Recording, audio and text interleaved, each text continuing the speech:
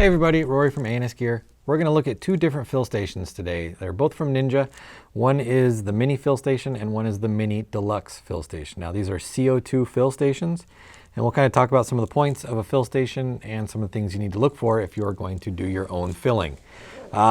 First things first, if you are going to fill your own CO2 bottles, there are a couple things you need to do first.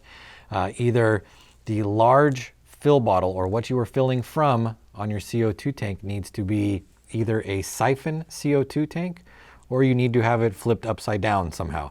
What you need to do, or what you have to do, is draw the liquid CO2 out of the larger fill tank and get that into your smaller tanks. If you are not running a siphon style CO2 fill tank, all you're going to be doing is getting gas out, and that's not going to help you. You're only going to get a couple shots. You need to get the liquid out of the tank. So either get a siphon version, which you can, if you're ordering tanks, you can order them from your local gas distributor, or you're going to have to get your large tank and somehow mount it upside down, which is a pain. It's a safety issue. It's a nightmare. So look for siphon CO2 tanks. So we'll talk about the two differences here. Obviously, the setup is almost identical to the two of them. You're going to have a long rope or cord.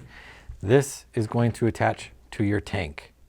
The tank you are filling, not the fill tank or the large bulk tank. So your empty tank goes at the end of this. This is going to screw on to the large fill tank. This little washer goes in between to seal it up. And then you've got two little basically on and offs right here. So once you've got this attached to your large tank, you will make sure that this is closed in the off position, and you open up the top of the big tank. When you open up the top of the big tank, gas flows in and it stops right here because this valve is cutting it off right here.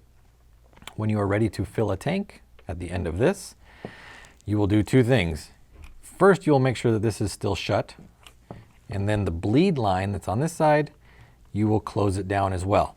Once these two are closed, your tank is on, and your tank has been opened basically by taking your fill adapter here and screwing it down so the pin on your tank is open. You can go ahead and then crack this, and that will let the gas or liquid CO2 flow through and go into your tank. Now, in order to properly fill a CO2 tank, the CO2 tank that is accepting the liquid CO2 must be cold. It must be chilled, otherwise the liquid CO2 will not want to flow into it.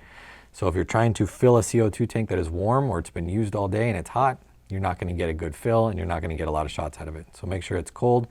The easiest way to chill a tank is to put gas into it and then bleed it out. Put it in, bleed it out, put it in, bleed it out. Do it a couple times and the tank will get very cold, and then you can properly fill it. So once you've filled your CO2 tank, you will then back this up so that the gas can no longer flow into the tank. You will turn this off, cutting the line from the large bulk fill tank, and then you need to open the bleed valve. If you don't open the bleed valve, all the pressure that is still built up in your line will try to escape out when you undo your tank. You don't want to ruin your O-rings, so there's a bleed valve here. You open this up, all the pressure inside the line bleeds out this hole, and then you disconnect your tank. Makes it very simple, very easy to work with. Now, we have a different version right over here. This is just the basic mini fill station. It is identical to the one we were just looking at, except for the fact that it does not have the large on and off port on it right here. It does not have this wheel. So basically you need to use the on and off of the large bulk fill tank to control airflow. You can't just leave it constantly on and use the on and off on the side like you can with this one. You have to open and shut the big valve on the tank. Other than that, the process is exactly the same. You're going to do the same steps, same thing. You're just going to use the large valve on the tank as your on and off, rather than a nice convenient valve on the side as your on and off. Other than that, they are identical and the steps are the same. So if you are looking to do your own CO2 fills, check out these two options right here. You've got the Ninja Deluxe and the Ninja Mini remote fill stations. Check them out on the website. Order yours now at ANSgear.com.